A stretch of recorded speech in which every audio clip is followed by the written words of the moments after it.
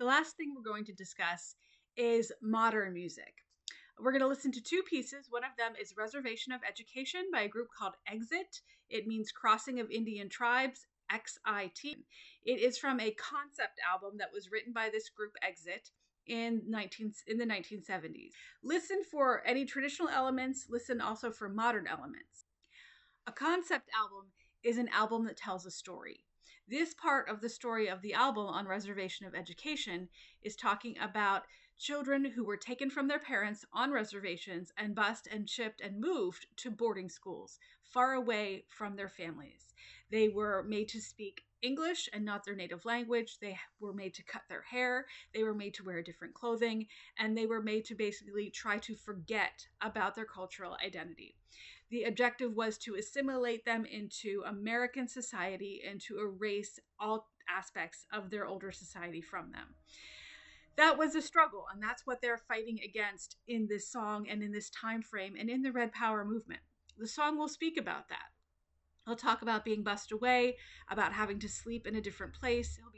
He'll talk about how he never really could assimilate, how society always saw him as different, even though they wanted him to act the same.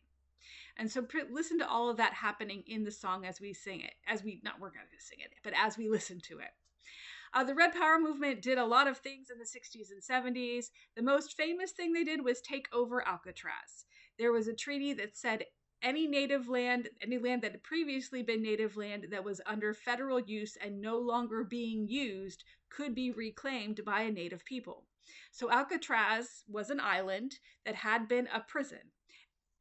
The prison closed and it was empty, and it used to be native land. So it was a federal facility that no longer was being used that used to be native land. So people went there and they set up a camp and they started living there. And they lived there for 18 months. At the highest point, there were over 1,000 people living there. They had a school, they had a hospital, they had food. They all lived and worked together for 18 months, a year and a half. Eventually, people left, and there were only about a dozen people left when authorities came and said, hey, okay, you need to leave now. But that was probably the most famous thing that happened with the Red Power movement. So it was all about regaining themselves and finding their identity. The second piece we're going to listen to is a blues song. It's called Devil Come Down Sunday.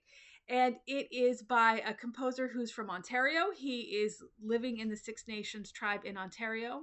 And as you listen to that, see if it has any native elements. See if it has anything that you would expect or experience from a native piece. Is he telling a native story? Or is this just a typical blues song? We haven't talked specifically about the blues form yet, but it's a very specific form of music. So listen through both of those pieces and formulate some opinions about them.